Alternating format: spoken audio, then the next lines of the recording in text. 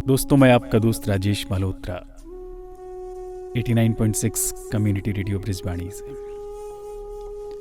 प्रसिद्ध कहानीकार सुधांशु गुप्त की कहानी धुरी आज आपके साथ शेयर करने जा रहा हूं।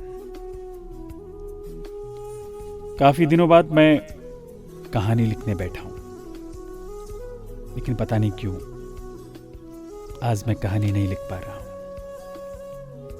बैठे हुए काफी देर हो चुकी है।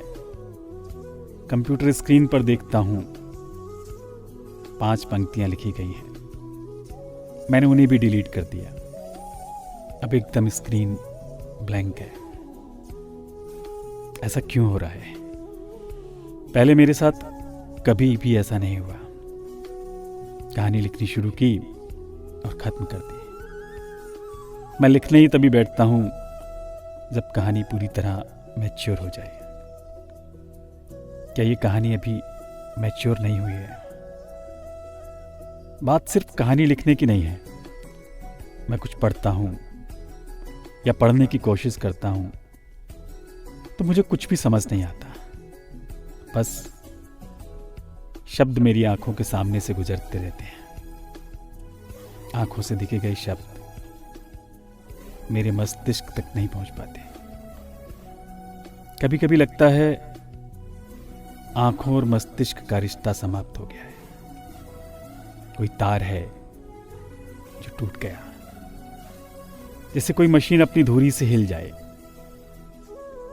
मुझे लगा किसी से बात की जाए, पर किससे?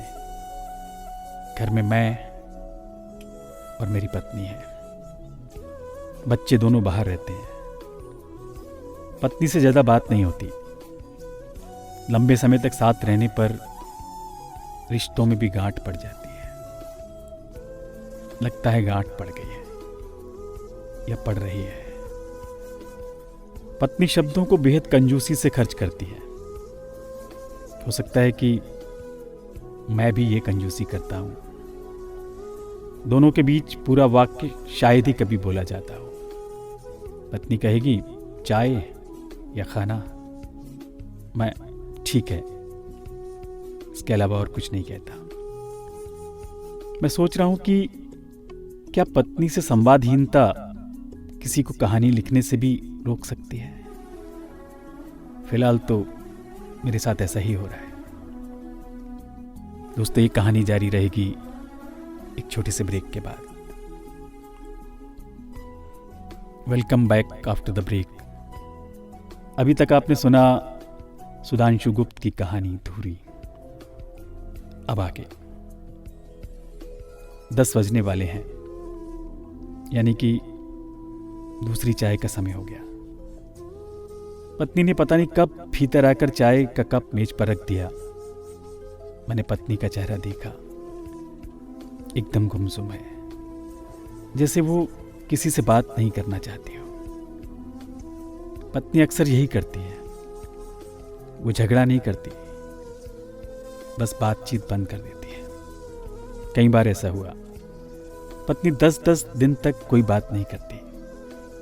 मैं भी चुप रहता हूं। सोचता रहता हूं पत्नी को क्या हुआ है, किस बात पर बातचीत बंद कर दी। लेकिन बातचीत बंद होने का कोई कारण दिखाई नहीं देता। पत्नी की अपनी दुनिया है, घर की सफाई, नियमित सा जीवन। मैं कोशिश करता हूं कि पत्नी के बनाए नियमों का पालन हो, लेकिन कई बार नहीं भी हो पाता।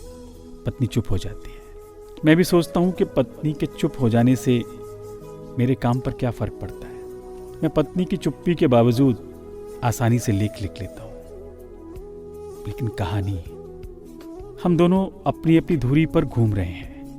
मुझे कभी ऐसा नहीं लगा कि पत्नी की चुप्पी का मेरी कहानी लिखने पर कोई फर्क पड़ सकता है। उस दिन मैंने पत्नी से यही तो कहा था, तुम ये कभी मत सोचना कि तुम्हारे चुप रहने से मेरे काम पर कोई फर्क पड़ेगा। मैं हमेशा की तरह अपनी ही धुरी पर रहूंगा और अपना काम करता रहूंगा। पत्नी ने एक पल के लिए मेरे चेहरे को देखा, मगर कुछ कहा नहीं, कोई जवाब नहीं दिया। रसोई में चली गई। मैं भी इस बात को भूल सा गया और तब से पत्नी चुप है।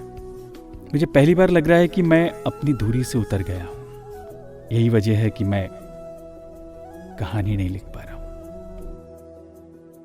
मुझे अपनी धुरी पर लौटना होगा, पत्नी को मनाना होगा, तभी मैं कहानी लिख पाऊंगा। कभी कभी लगता है हम दोनों अपनी अपनी धुरी पर घूम रहे हैं और हमारा आपस में कोई संबंध नहीं बचा है, लेकिन संबंध को बचाना होगा। मैंने मन ही मन तय कर लिया है, कहानी तभी पूरी होगी। शुक्रिया दोस्तों, मैं आपका दोस्त राजेश मल्होत्रा, 89.6 कम्युनिटी रेडियो ब्रिजवानी।